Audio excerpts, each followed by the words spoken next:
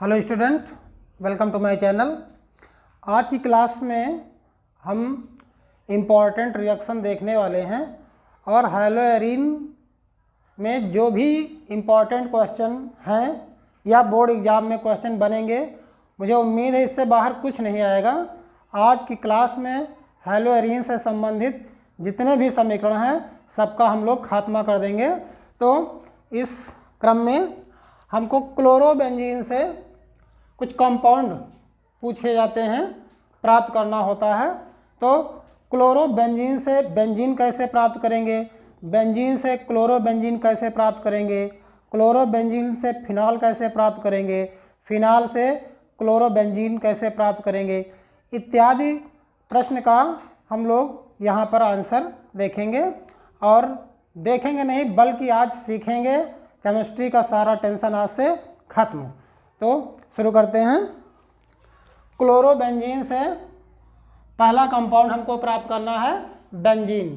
तो बेंजीन कैसे प्राप्त करेंगे? क्लोरोबेंजीन से बेंजीन प्राप्त करना है। क्लोरोबेंजीन से बेंजीन प्राप्त करना होगा तो हमको अपचयन कराना होगा। अपचयन में क्लोरोबेंजीन का फार्मूला क्या होता है?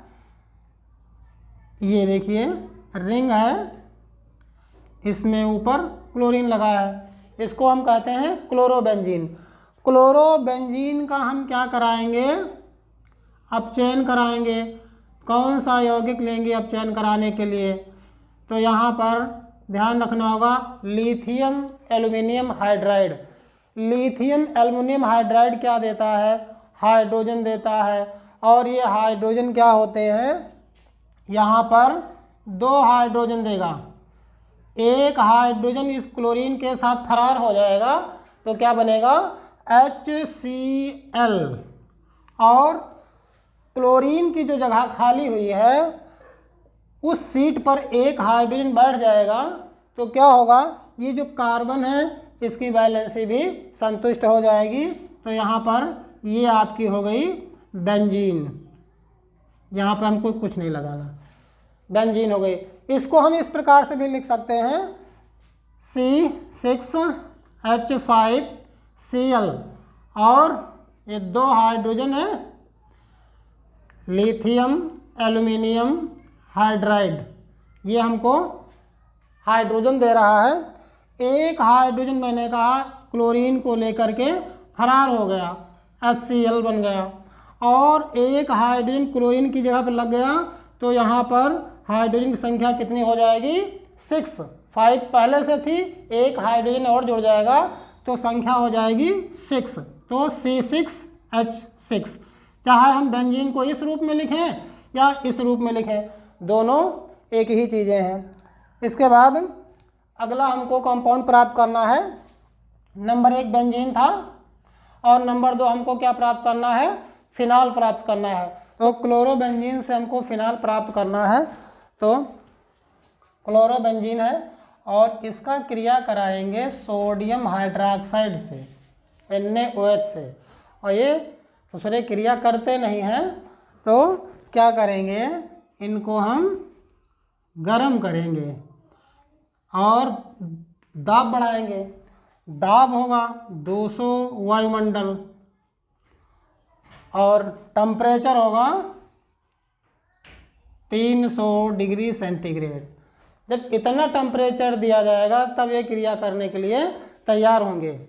और कैसे तैयार होंगे? ये सोडियम जो होगा क्लोरीन को लेकर फरार हो जाएगा और क्या बन जाएगा? Sodium chloride. और ये ससुरा OH जो बचा हुआ है ये क्या करेगा? इसको कहीं जगह नहीं मिलेगी तो क्लोरीन यहाँ से गया है, इसी की जगह खाली है और ये जाके उसी पर बैठ जाएगा। इस प्रकार से ये OH लग गया और यही क्या है? फिनॉल है, फिनॉल। तो क्लोरोबेंजीन से फिनॉल प्राप्त करने के लिए क्लोरोबेंजीन की क्रिया हम सोडियम हाइड्रोक्साइड से कराते हैं, पर ये क्रिया नहीं करते हैं, इनको गर्म करना पड़ता है। और इनमें दाब 200 वायुमंडल दाब पर ये क्रिया करते हैं और क्रिया करेंगे तो सोडियम क्या करेगा, क्लोरीन को लेकर के भग जाएगा सोडियम क्लोराइड के रूप में, और ये OH जो है यानी हाइड्रोक्सिल समूह है, क्लोरीन की जो जगह खाली है क्लोराइड की क्लोरोबेंजीन में, उसकी जगह पर बैठ जाएगा तो बन जाएगा फिनॉल। क्लोरोबेंजीन से टॉलुइन प्राप्त करना है। क्लोरोबेंजीन से टॉलुइन कैसे प्राप्त करेंगे, ध्यान दीजिए, ये रहा आपका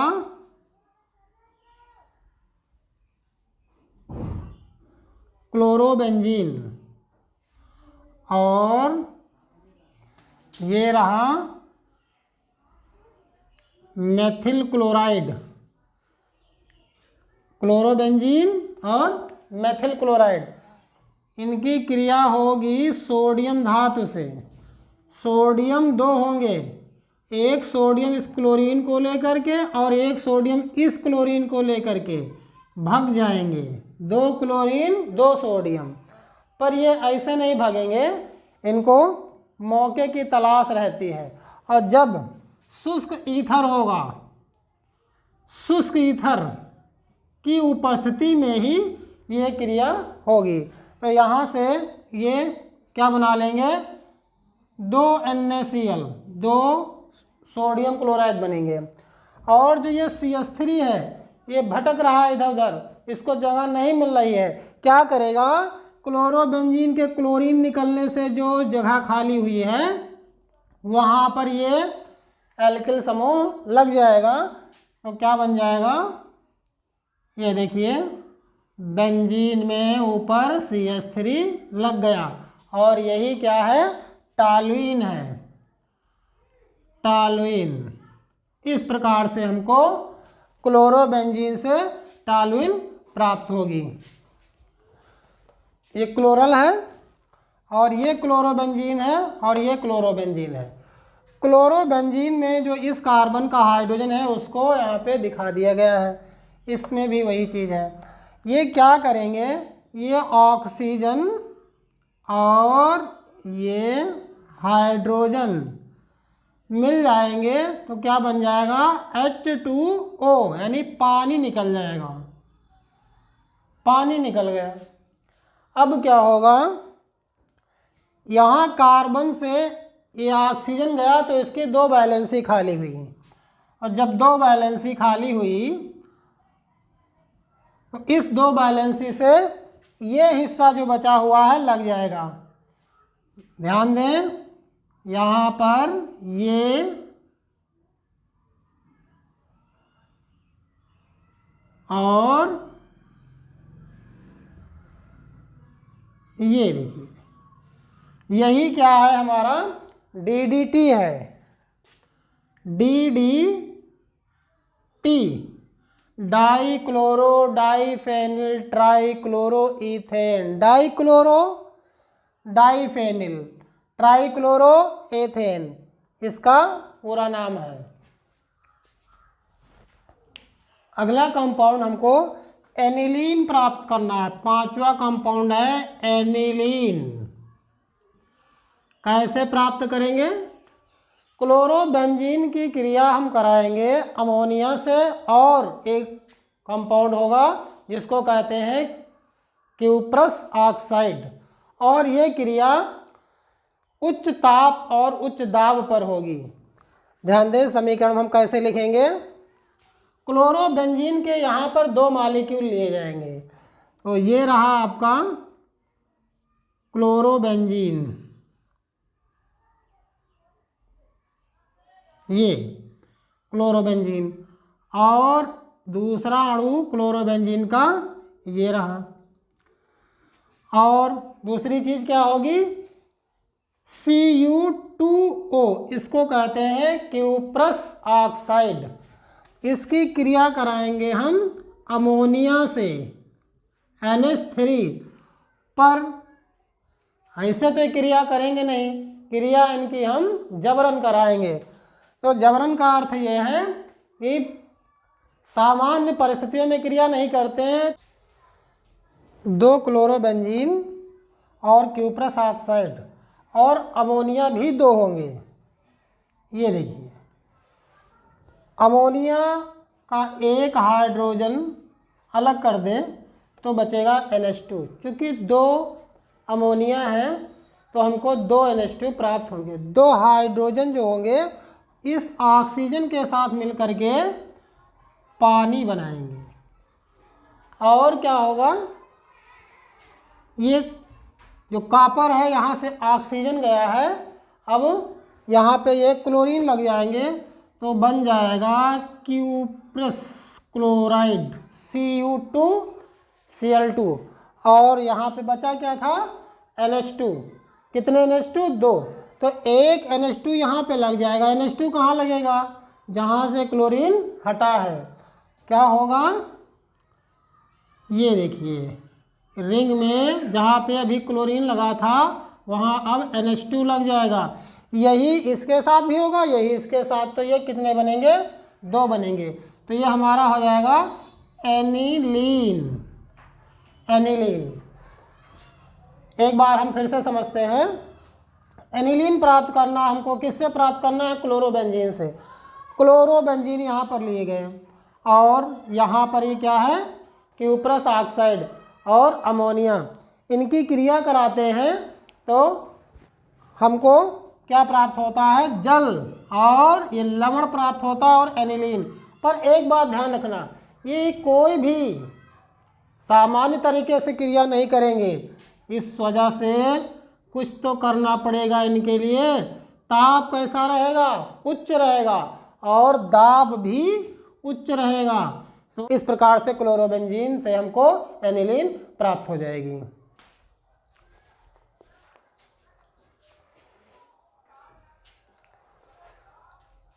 अब हमको क्लोरोबेंजीन प्राप्त करना है, किनसे, फिनाल से, बेंजीन से, एनिलीन से। इसके पहले हम लोग क्लोरोबेंजीन से इनको प्राप्त करते थे, पर यहाँ पर हमको इन यौगिकों से क्लोरोबेंजीन प्राप्त करना है। क्लोरोबेंजीन प्राप्त करने के लिए हम क्या करेंगे, ध्यान दें, फिनाल से क्लोरोबेंजीन प्राप्त करना है। तो फिनाल का फार्मूला होता है ये OH लगा है रिंग में। इसकी क्रिया हम कराएंगे फास्फोरस पेंटाक्लोराइड से। और फास्फोरस पेंटाक्लोराइड से क्रिया कराते हैं तो क्या होता है, PCl5 से क्रिया कराएंगे। इसके पास तो 5 क्लोरीन है, क्या करेगा, 2 क्लोरीन ये यहाँ से दे देगा। किसको देगा, जिनसे ये ऑक्सीजन लेगा। ऑक्सीजन यहाँ पर है, ये ऑक्सीजन जब ले लेगा तो बनाएगा POCl3 फास्फोरिल क्लोराइड। और ये हाइड्रोजन एक Cl के साथ मिल करके HCl बनाएगा और यहाँ एक क्लोरीन रिंग के साथ लग जाएगा तो क्या बनेगा, क्लोरोबेंजीन। यही है हमारा क्लोरोबेंजीन। इस प्रकार से फिनाल से क्लोरोबेंजीन प्राप्त करते हैं। इसके बाद हमको बेंजीन से क्लोरोबेंजीन प्राप्त करना है। बेंजीन का फार्मूला क्या होता है, ये देखिए, ये हमारी बेंजीन है। इसकी क्रिया हम क्लोरीन से कराएंगे। किससे कराएंगे, क्लोरीन से। यहाँ पर क्रिया होगी आयरन चूर्ण की उपस्थिति में होगी। आयरन चूर्ण मतलब Fe। आयरन चूर्ण का सूत्र होगा Fe। ये क्या है, एक हाइड्रोजन वाहक है। इस कार्बन का जो हाइड्रोजन है यहाँ पर, इसको मैं ऊपर लिखे लेता हूँ और ये हाइड्रोजन एक क्लोरीन के साथ भग जाएगा, फरार हो जाएगा, बन जाएगा HCl। और एक क्लोरीन इस हाइड्रोजन की जगह पे बैठ जाएगा तो क्या होगा, ये Cl बन जाएगा। ये क्लोरोबेंजीन है। ये क्या है, क्लोरोबेंजीन है। एनिलीन से क्लोरोबेंजीन प्राप्त करना है। एनिलीन से क्लोरोबेंजीन हमको सीधे नहीं प्राप्त होगा, हमको पहले बनाना पड़ेगा बेंजीन डाइएजोनियम क्लोराइड। अब बेंजीन डाइएजोनियम क्लोराइड कैसे बनता है, इसमें हमें ज़रूरत पड़ती है नाइट्रस अम्ल की। और नाइट्रस अम्ल क्या है, एक अस्थायी कंपाउंड है। तो ये रहा आपका सोडियम नाइट्राइड और इसमें आपने HCl मिला दिया, क्या बन जाएगा, HNO2। यही हमारा नाइट्रस अम्ल है और ये Cl सोडियम के साथ मिलकर बनाएगा NaCl, सोडियम क्लोराइड। अब ये नाइट्रस अम्ल हमारे पास हो गया।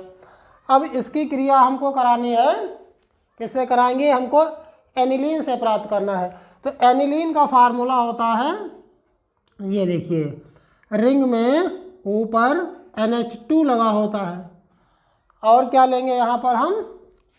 ये नाइट्रस अम्ल होगा, HNO2 नाइट्रस अम्ल होगा, और HCl होगा, HCl भी होगा। यहाँ पर इसकी क्रिया होगी, कैसे होगी? ध्यान दीजिए, यहाँ पर बेंजीन डाइजोनियम क्लोराइड बनेगा। कैसे बनेगा? ध्यान दो, यहाँ पर एक हाइड्रोजन है, एक हाइड्रोजन ये है, दो हाइड्रोजन ये है। हाइड्रोजन की संख्या हो गई 4 और ऑक्सीजन कितने हैं? 2। ये मिल करके क्या बनाएंगे? 2 पानी बनाएंगे। पानी कितना बनेगा? 2 पानी बनेगा। अभी ध्यान दें, यहाँ से क्या निकला? H निकल गया, ऑक्सीजन निकल गया, यहाँ से H निकल गया, और यहाँ से H2 निकल गया। बचा क्या? ये N बचा और Cl। ये चीज़ यहाँ पर लग जाएगी तो क्या बन जाएगा? Benzene diazonium chloride. यही क्या है?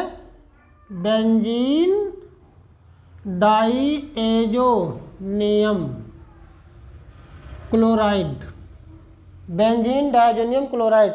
अभी हमको क्लोरोबेंजीन नहीं प्राप्त हुई है, तो क्लोरोबेंजीन कैसे प्राप्त करेंगे? बेंजीन डाइएजोनियम क्लोराइड से हमको क्या लेना है? HCl लेना है, और इसमें क्यूप्रस क्लोराइड साल्ट को मिला लेना, पेस्ट बना देना है। फिर इसकी क्रिया हम कराएंगे बेंजीन डाइएजोनियम क्लोराइड से। ध्यान दें, ये रहा आपका बेंजीन डाइएजोनियम क्लोराइड, और नाइट्रोजन को निकालने में मदद करेंगे। ये 2 नाइट्रोजन निकल जाएंगे तो हो जाएगा N2, और यहाँ पे Cl लग जाएगा इस प्रकार से। तो ये हो गया आपका क्लोरोबेंजीन। मुझे उम्मीद है आप बेहतर समझ पाए होंगे, और आज की क्लास बहुत ही महत्वपूर्ण है, और मेरे चैनल को सब्सक्राइब कर लें, क्योंकि आपकी परीक्षा की तैयारी की जिम्मेदारी न केवल आपकी है बल्कि मेरी भी है। तो जुड़ जाइए मेरे साथ और चैनल को सब्सक्राइब कीजिए, अपने दोस्तों को शेयर कीजिए। आप ऐसा करेंगे, इससे मुझे मोटिवेशन मिलता है, और मैं मोटिवेट हो करके आपके लिए और अच्छी क्लासें लेके आऊँगा। तो आज की क्लास में बस इतना ही। फिर हम अगली क्लास में अल्कोहल फिनाल ईथर के एक ही क्लास में जितने इम्पॉर्टेंट समीकरण हैं वो सारे लेकर के आएंगे। तब तक के लिए धन्यवाद।